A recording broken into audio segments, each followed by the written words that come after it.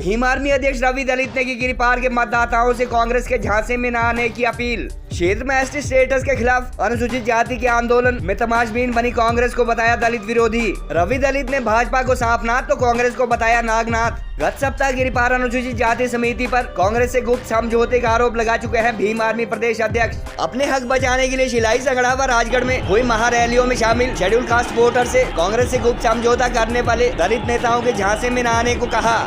रेणुका के कांग्रेस विधायक की चुनावी रैली में अनुसूचित जाति समिति की सगड़ा इकाई के अध्यक्ष विनोद कुमार का शामिल होना चर्चा में। विनोद कुमार के अनुसार केवल रजाड़ा के पंचायत प्रधान होने के नाते किया था कांग्रेस उम्मीदवार एवं विधायक का स्वागत। भीम आर्मी एकता मिशन की हिमाचल इकाई के अध्यक्ष रवि दलित ने सिरमौर जिला के गिरिपार क्षेत्र के अनुसूचित जाति के वोटर से कांग्रेस से गुप्त समझौता करने वाले दलित नेताओं के झांसे में न आने की अपील की। गौरतलब है कि रवि दलित गत सप्ताह गिरिपार की सवर्ण आबादी को एसटी स्टेटस का विरोध कर रही अनुसूचित जाति अधिकार संरक्षण समिति के नेताओं अथवा पदाधिकारियों पर यहां कांग्रेस से गुप्त समझौता होने के आरोप लगा चुके हैं। इस समझौते को लेकर हालांकि अनुसूचित जाति अधिकार संरक्षण समिति की तरफ से कोई आधिकारिक बयान आना बाकी है, मगर इस बीच कल समिति की संगड़ा इकाई के अध्यक्ष विनोद कुमार क्षेत्र के रजाना में आयोजित कांग्रेस प्रत्याशी एवं विधायक विनय कुमार की चुनावी सभा में शामिल हुए और उनका फोटो कांग्रेस विधायक की वाल पर शेयर होना क्षेत्र में चर्चा में है। अनुसूचित जाति अधिकार संरक्षण समिति संगड़ा के अध्यक्ष विनोद कुमार ने इस बारे पूछे जाने पर कहा कि वह पंचायत प्रधान होने के नाते केवल विधायक के औपचारिक स्वागत के लिए उनके मंच पर गए थे और उन्होंने कांग्रेस का बैच अथवा पटका नहीं पहना था। उधर रवि दलित ने बिना ऐसे नेताओं का नाम लिए गिरिपार के 1 लाख के करीब अनुसूचित जाति की आबादी को याद दिलाया कि जब क्षेत्र को एसटी स्टेटस के खिलाफ वो लोग उपमंडल मुख्यालय शिलाई, सगड़ा व राजगढ़ आदि में महारैलियां कर रहे थे तो मुख्य विपक्षी दल कांग्रेस के नेता तमाशा देख रहे थे और निमंत्रण के बावजूद शिलाई व रेणुका जी के विधायक उनके कार्यक्रम में शरीक नहीं हुए और इन कांग्रेस विधायकों के साथ साथ पच्छाद की बीजेपी एमएलए रीना कश्यप भी उनके साथ खड़ी नहीं हुई। रवि दलित ने सीपीआईएम अथवा वामपंथी उम्मीदवार का भी इस चुनाव में साथ न देने की अपील दलित वोटर से की और केवल उसी उम्मीदवार का समर्थन करने को कहा जो गिरिपार को शेड्यूल ट्राइब स्टेटस के खिलाफ अनुसूचित जाति के लोगों के साथ खड़ा होता हो। रवि दलित ने भीम आर्मी के राष्ट्रीय अध्यक्ष चंद्रशेखर रावण की चौड़ा मैदान शिमला में आयोजित रैली की याद दिलाते हुए कहा कि रावण की गर्जना से हिमाचल सरकार हिल गई थी और इसके बाद ही ट्रांसगिरी की एससी पॉपुलेशन को एसटी स्टेटस से एक्सक्लूड करने का फैसला मुख्यमंत्री जयराम ठाकुर अथवा प्रदेश सरकार द्वारा लिया गया था। रवि दलित ने भाजपा कांग्रेस को सांपनाथ व नागनाथ की संज्ञा देते हुए गिरिपार की करीब 1 लाख की 80 आबादी से इस चुनाव में इन दोनों का साथ न देने की अपील की और उसी उम्मीदवार को वोट करने को कहा जो अनुसूचित जाति आबादी के